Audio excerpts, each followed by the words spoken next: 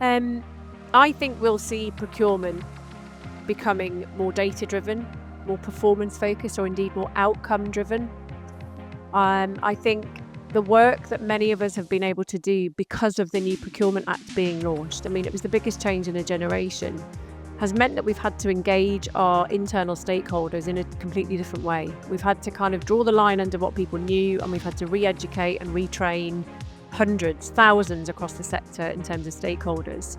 And what that's given us is a chance to have a different level of influence with our boards and our exec teams. And of course, now that we've done that, or we're still in the process of doing it, I guess, it's the data and the performance that they're most interested in. The Powering Procurement podcast is brought to you by Atomis, source to contract software designed to save you time and money. Hello and welcome to Powering Procurement, a podcast by Atomis, where we unpack the world of procurement and supply chain management with the help of industry leaders. I'm your host, Sian Lloyd, and this is our resident expert, Gareth Birch.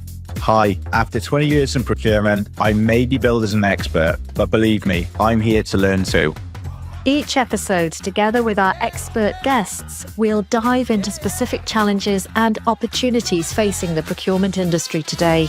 And we'll explore easy wins and longer-term strategies to help you rise to the challenge of driving value through your work while showcasing the power of procurement. So let's get going. Hello and welcome back to Powering Procurement. Today's guest is a procurement leader operating right at the intersection of sustainability and public value. Emma Briggs is currently Director of Procurement and Sustainability at Metropolitan Thames Valley Housing, a role she's held since July 2022, following earlier positions within the organisation as Head of Procurement and Head of Category Management. For more than 6 years at the Housing Association, Emma has led strategic procurement activity focused on improving outcomes for communities while driving continuous improvement. Alongside her executive role, she holds a national leadership role within the sector as commercial lead for the National Housing Procurement Association. So, with deep experience spanning strategic sourcing, supplier management, sustainability, and change leadership, she brings a thoughtful and practical perspective on what modern procurement looks like in the housing sector today. And it's a delight to have you on the podcast, Emma. Hello. Hi, nice to meet you all. Nice to be here. Really looking forward to the conversation today, to hearing more about your career, your journey, and of course your insight and experiences.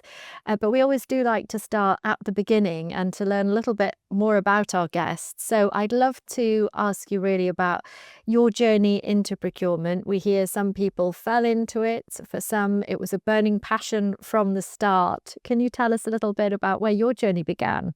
I was the former. Like many people, I didn't really set out to have a career in procurement. I fell into it, so I was one of those. I left uni many years ago. In fact, it's the 30-year anniversary this year since I went to uni at Glasgow University, and didn't really have a career path in mind. But once I had fallen into procurement via a bit of financial services, recruitment, even HR. I finally found my first role as a global sourcing buyer. And once I was in the buying world, in the procurement world, I just realised how much I enjoyed, I guess, the mix of like problem solving, relationship building, and ultimately influencing how things actually get delivered. And what's kept me in procurement and kept me therefore quite excited about the various jobs that I've done is honestly the variety. And I know it's a bit of a cliche where no 2 days are the same, but it genuinely is that. It is the case. What I really love about the role is that you're kind of in an all-seeing, all-knowing department, whether if you're ever in a buying role, certainly in public sector procurement. And you do genuinely get to work across the whole organisation. I like being in the know, yeah? And you are definitely in the know when you work in procurement. And I love the fact that procurement as a discipline gives you a real voice in shaping outcomes. And it's not just about the kind of hardcore negotiation of prices, but it's genuinely about shaping outcomes and determining what those outcomes need to look like. Yeah, and I love that you are genuinely in the know. And as someone myself, I like to be in the know. I can Yeah. quite understand your perspective there.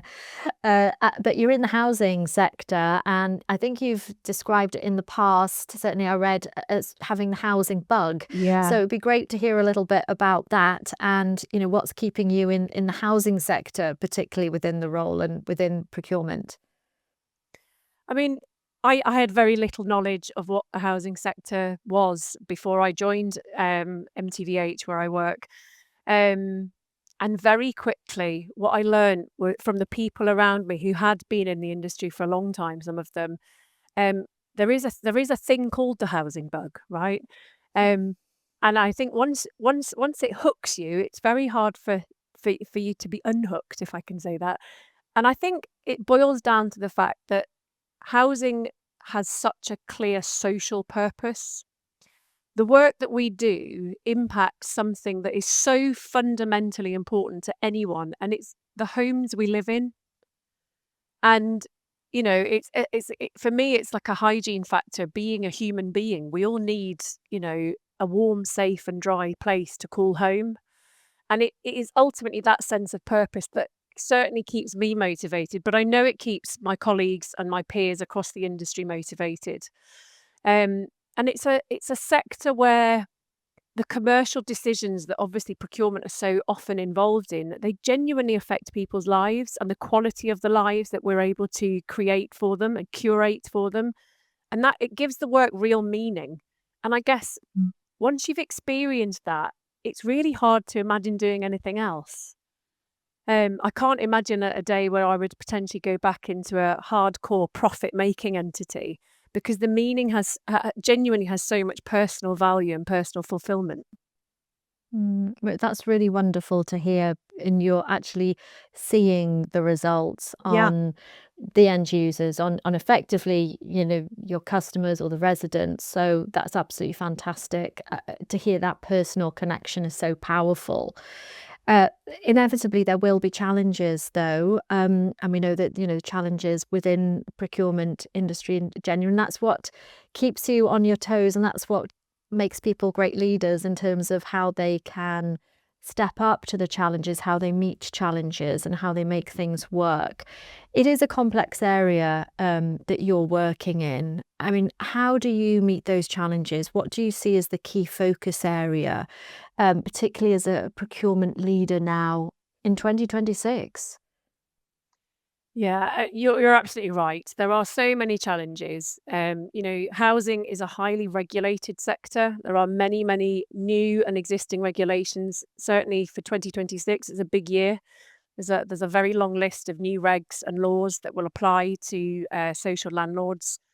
And I guess therefore, 2026 for me is it's about getting even clearer on performance and the outcomes that that performance delivers. But so really understanding what our contracts are delivering day to day, really getting under the skin of both the contractual requirements, that we have with our suppliers, but also developing and delivering um, better and stronger relationships with our supply chain. So, of course, data and insight are a big focus already, but will be even more so this year, alongside, of course, sustainability and building safety, which continue to grow in importance, really. And of course, value for money remains critical. Many procurement leads will talk about delivering value for money. And it's a difficult concept to try and get your head round. We all report it in different ways, and hence the data and the insight are really important. But actually, it's going back to basics as well. So I guess I would sum 2026 up as about performance, but also getting back to basics and really trying to understand what value means to us. And actually, the value in anything, quite frankly, whether it's social value or commercial value, value for money, that value needs to be determined and is described only by our residents, our customers. And so really getting back to basics to understand and know our customers better, understand their issues, their desires, their aspirations, so that we can start to build clearer plans that deliver on that.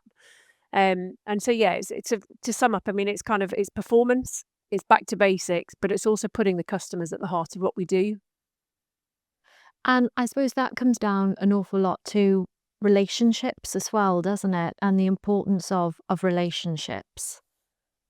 Absolutely. So, I mean, having come from the private sector where the concept of supplier relationship management, or SRM, has been around for decades, quite frankly, I brought the concept to housing, and it it can't just be, relationship management can't just be a nice thing to have, like a tick box exercise. It has to drive real value. And it does require people to change the way that they approach things. It potentially is quite challenging to existing relationships that people have, to try and put the numbers and the performance around those relationships. You're trying to, in effect, use qualitative data to drive a quantitative outcome. And that's never easy in any situation, but it is so important. And you're right, the relationship itself, it is about being deliberate about what those relationships need to deliver, and communicating that, right? So it's about getting in front of those suppliers and with our internal stakeholders, to understand and connect the dots so that everyone is clear on the value we're trying to deliver, clear on the performance that is required, clear on the contractual deliveries. But it ultimately starts with relationships, because when things go wrong, if you've got a strong foundation, a strong relationship foundation that you can rely on, it makes all those problems seem smaller. Yeah, that's really good insight and advice. And I think, as you say, it works across both of the sectors, doesn't Yeah. it?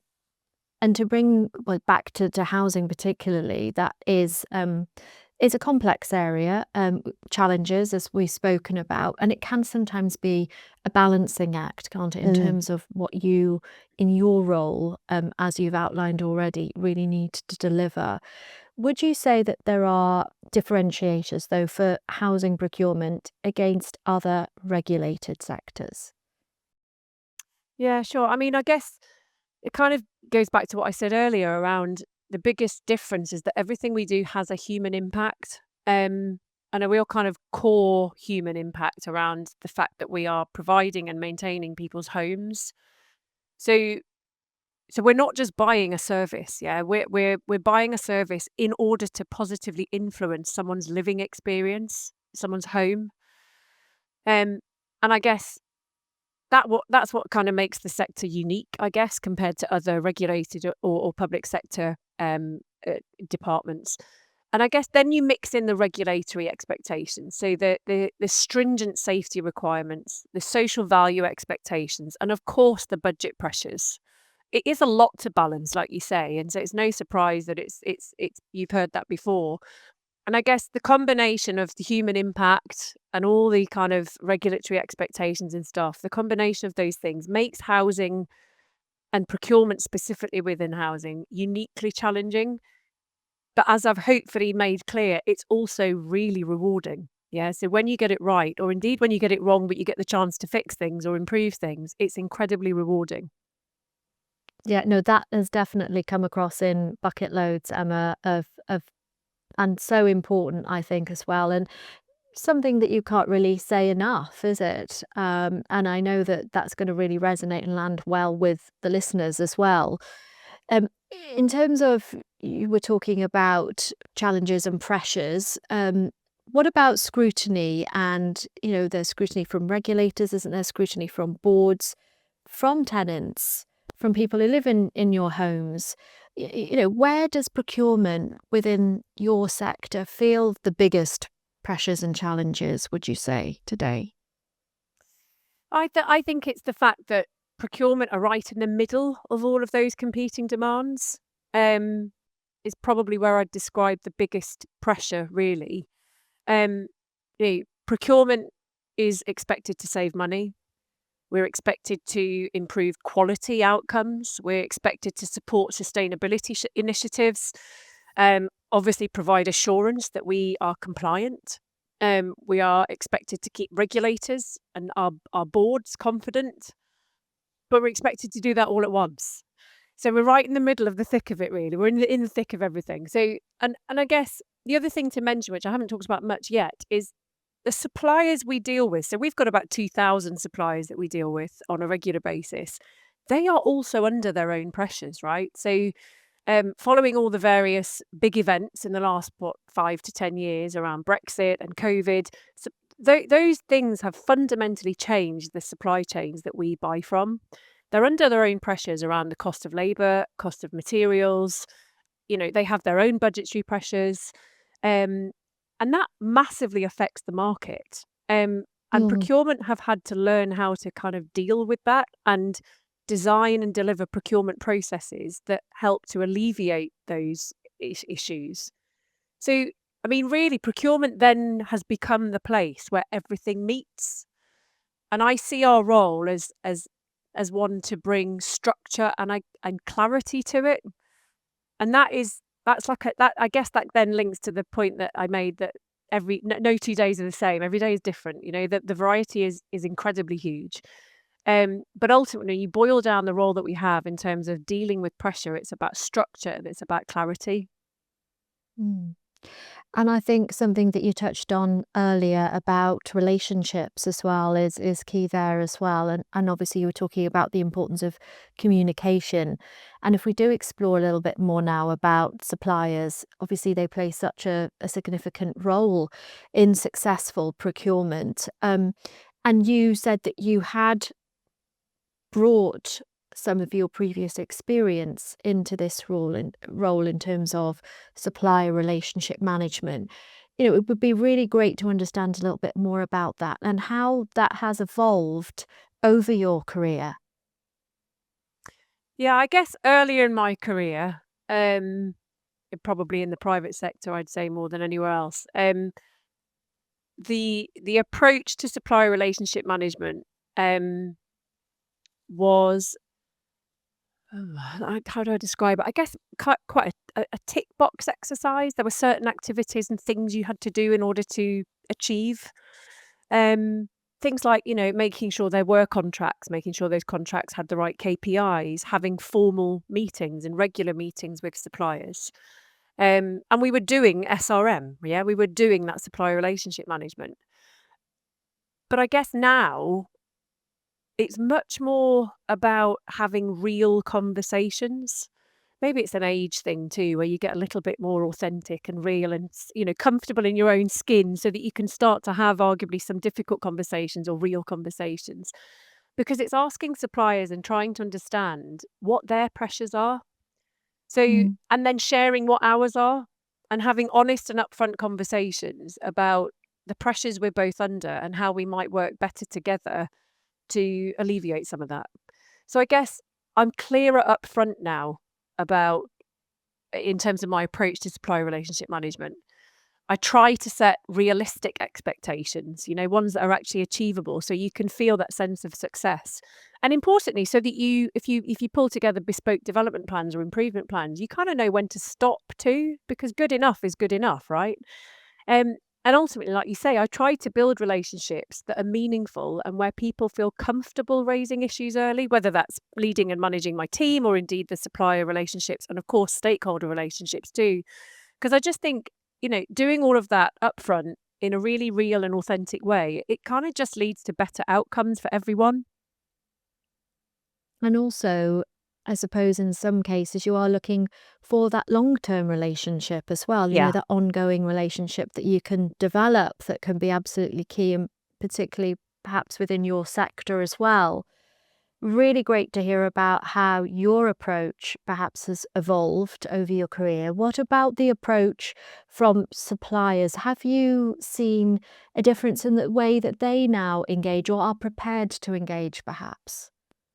Yeah, definitely. I guess since we were um, deliberately vocal about the fact we were launching a supplier relationship management initiative a few years ago now, suppliers couldn't wait to get involved. I guess they finally felt that they had a voice outside the usual meetings which were taking place, which were quite tactical and KPI driven, almost a telling off sometimes for some of the suppliers, I'm sure. And I guess suppliers are therefore, but they always were willing to get involved, but we've now given them a route to do that. And they get involved much earlier now, which is really great.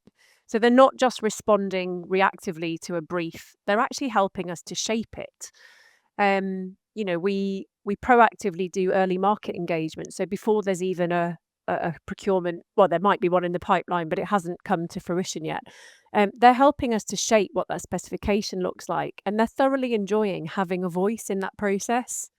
There's more openness too, yeah. So there's both from both sides. We're getting way better at sharing things that we think suppliers need to know, warts and all.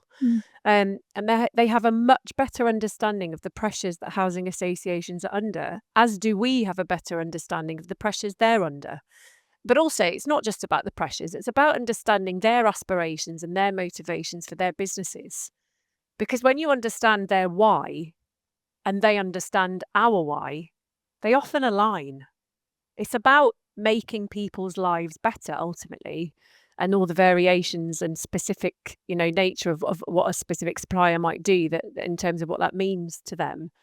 And I guess the relationships ultimately feel much more collaborative than it ever used to be. And don't get me wrong, it's not like that for all suppliers, right? So we focused initially on our strategic suppliers, so those that we have and will continue to have long-term relationships with. And it's been so enlightening and so often heartwarming, actually, to really understand their why and what motivates them every day to keep doing what they're doing, and for them to understand the same for us. That's really important, understanding the why. And really, I was thinking when you were talking and explaining really very well about what you're doing and the new that you've brought in, that could, I suppose, help towards balancing risk management as well and Definitely. creating more innovation. Oh, definitely. And I guess risk management, it's always, whatever job you're in, there's always risks, right? And I think because we're highly regulated as a we're classed as public sector procurement practitioners, but risk management and supplier management, they kind of go together, right? So strong relationships make risk easier to manage because you get honesty and visibility earlier. And I guess I'm a big believer in proportionality. So risk is all about the mitigations, the controls that you can put in place. And when you understand those relationships better and have a deeper understanding of the motivations and therefore, discussions about the risks that ultimately could happen, the controls that you then need to put in place need to be proportionate to the situation you're in. So controls need to make sense. They shouldn't cause unnecessary administration or workload burden for whoever in both teams. And I guess it comes back to my point earlier where you asked, what are the focus areas for you? It's about the data ultimately then. So when you combine good data with open conversations because you're trying to build stronger relationships and deliberately stating that as your intention, you ultimately get partnerships that are both safe, or safer at least, and innovative. So I think, risk management, like I say, and that supplier relationship is they're combined. They are one and the same thing. They totally go together. Now, I'd like to take you perhaps to your other role because we'd love to hear a bit about that wider within the section. So it's the commercial lead for the National Housing Procurement Association, which I understand, Emma, is the UK's first dedicated housing procurement association. So tell us a bit about that. It sounds really interesting. And I guess, what you're achieving there and what the future ambition is as well. Yeah, great. Thank you for bringing it up because it's an incredibly important association that myself and some peers set up a couple of years ago now. And unsurprisingly, it was born out of work that one of my colleagues in the sector had undertaken. And it was specifically the work that he'd undertaken was originally associated with the new Procurement Act. So the Cabinet Office approached a chap called John Wallace, And he was asked to basically pull together a list of who all the procurement people were within housing. He became the special point of contact for the Cabinet Office as they rolled out the new Procurement Act. And that was an awful lot of work because there's about 1,300 housing associations in England and Wales. And it had never been pulled together in one place before. So John worked tirelessly, quite frankly, at pulling that information together. And once he'd done it, he achieved what the Cabinet Office had asked, and we had a contact list, if you like. But John then saw through that and realised that that piece of work shouldn't just sit there and needed to be used in a really meaningful way. And so I know he and some others had the initial idea. I can't claim credit for the initial idea. I got involved once the idea was up and running, to create this National Housing Procurement Association. Because what was really clear is that although things are getting better, and they have got incredibly good in the last couple of years, the position of housing was fairly underrepresented from a public sector point of view. So there's lots of different bits of public sector procurement, but housing was quite underrepresented. There was no membership association that existed for procurement people within housing, and they do exist for other bits of the public sector. And John saw this opportunity to create one, and so we did. And it's been brilliant. So I was appointed commercial lead for the NHPA, as we call it, the National Housing Procurement Association. And it's about lifting the whole sector. It's about giving the sector a voice. So there's a lot of lobbying and liaising with various trade bodies, so like the CIH, even the regulator, certainly the Cabinet Office, even SIPs. And what we've done, we've focused on building capability, capacity, collaboration, all the C words. And we've positioned ourselves as a membership organisation available to any procurement professional within housing. And the role of the NHPA is to share good practice at its core and ultimately try to create more consistency across housing providers. Because to come back to the suppliers, many of us are often buying the same things at the same time from the same suppliers. Yet suppliers will tell you they get a very different approach they get a very different approach from many of us all trying to ultimately achieve the same thing, and it can be quite confusing for them. So my role as commercial lead is to try and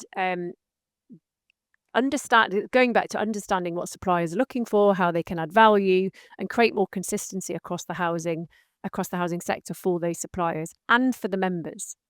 And I guess the sector is so varied that bringing people together and building confidence, and even sometimes just sharing our woes, has built a real community that can really move things forward. And it is something I have done alongside my main role, and I personally have got an awful lot out of it.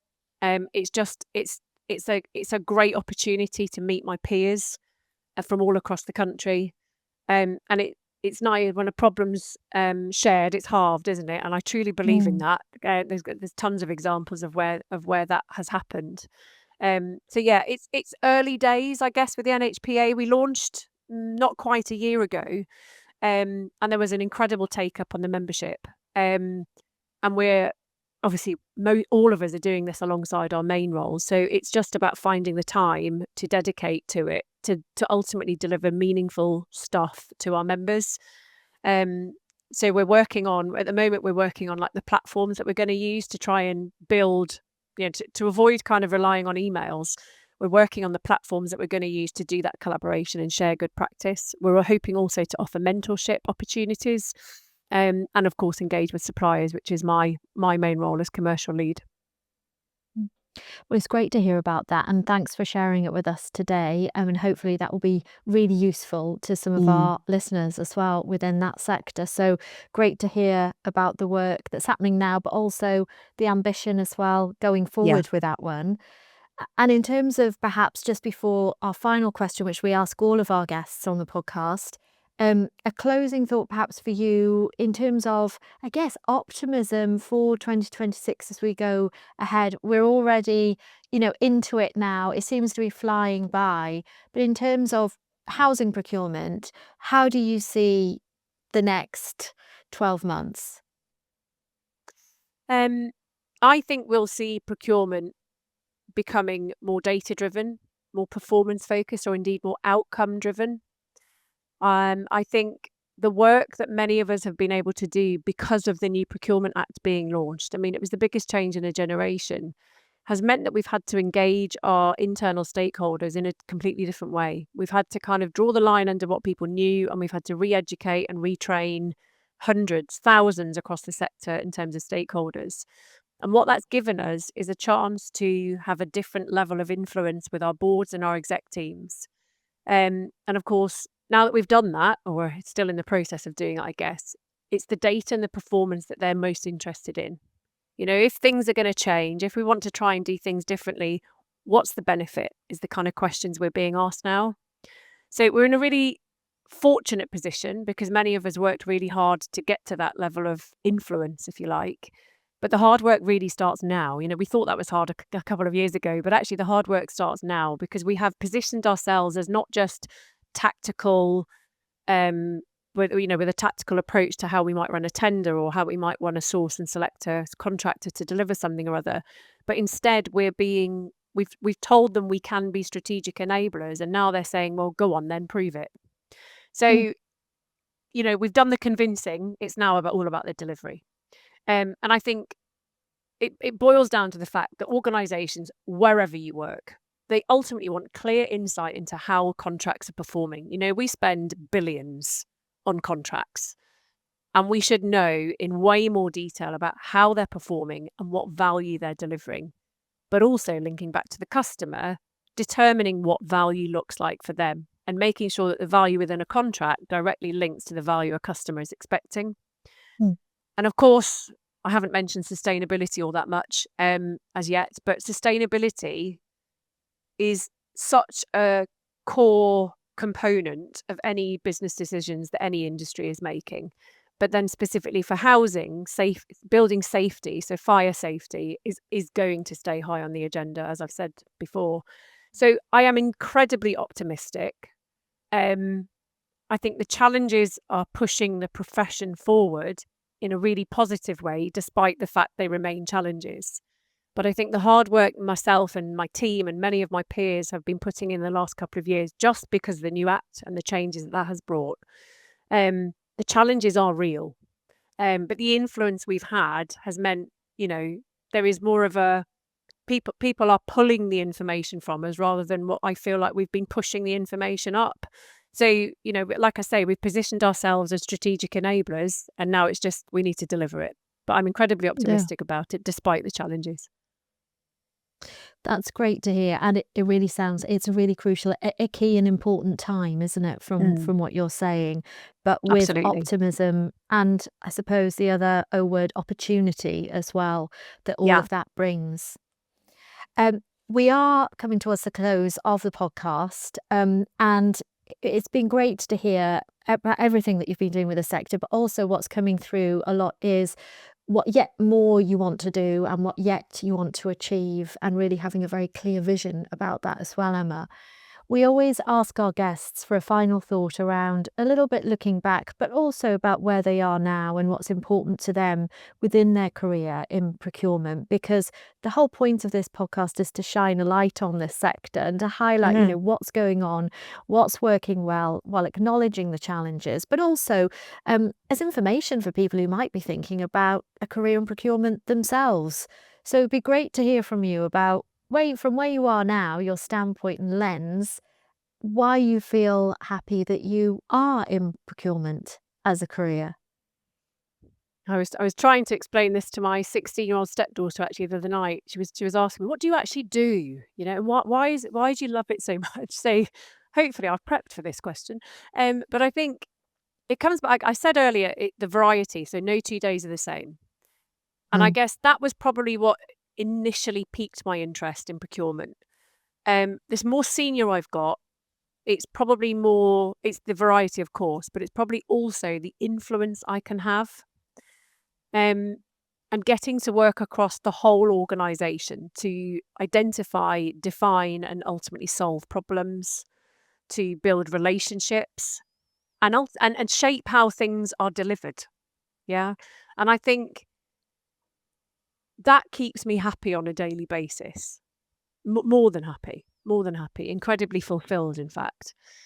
And I think the housing element of that procurement role is also what I've referred back to, in that the positive impact you can have to genuinely improve people's lives.